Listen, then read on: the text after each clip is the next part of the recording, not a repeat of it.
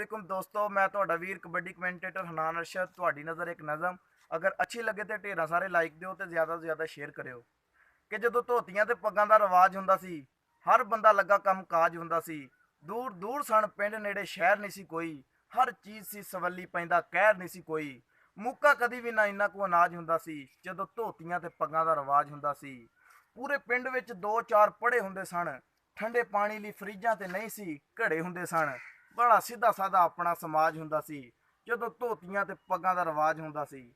ਡਾਂਗਾ ਸੋਟੀਆਂ ਤੇ ਸਣ ਚਾਕੂ ਛੁਰੀ ਨਹੀਂ ਸੀ ਆਈ, ਕਿਸੇ ਡਾਕੂ ਨੇ ਵੀ ਕਦੀ ਨਾ ਬੰਦੂਕ ਸੀ ਚਲਾਈ। ਅਜੇ ਕਹਿੰਦੇ ਉਦੋਂ ਕਾਫਰਾਂ ਦਾ ਰਾਜ ਹੁੰਦਾ ਸੀ ਜਦੋਂ ਧੋਤੀਆਂ ਤੇ ਪੱਗਾਂ ਦਾ ਰਿਵਾਜ ਹੁੰਦਾ ਸੀ।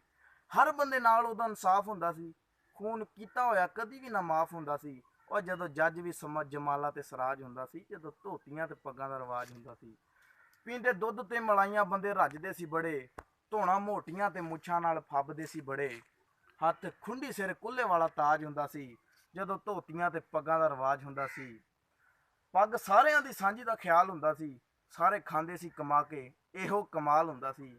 ਉਹ ਜਦੋਂ ਮੰਜਿਆਂ ਤੇ ਪੀੜ੍ਹੀਆਂ ਦਾ ਦਾਜ ਹੁੰਦਾ ਸੀ ਜਦੋਂ ਧੋਤੀਆਂ ਤੇ ਪੱਗਾਂ ਦਾ ਰਿਵਾਜ ਹੁੰਦਾ ਸੀ। ਹਰ ਬੰਦਾ ਲੱਗਾ ਕੰਮ ਕਾਜ ਹੁੰਦਾ ਸੀ, ਹਰ ਬੰਦਾ ਲੱਗਾ ਕੰਮ ਕਾਜ ਹੁੰਦਾ ਸੀ।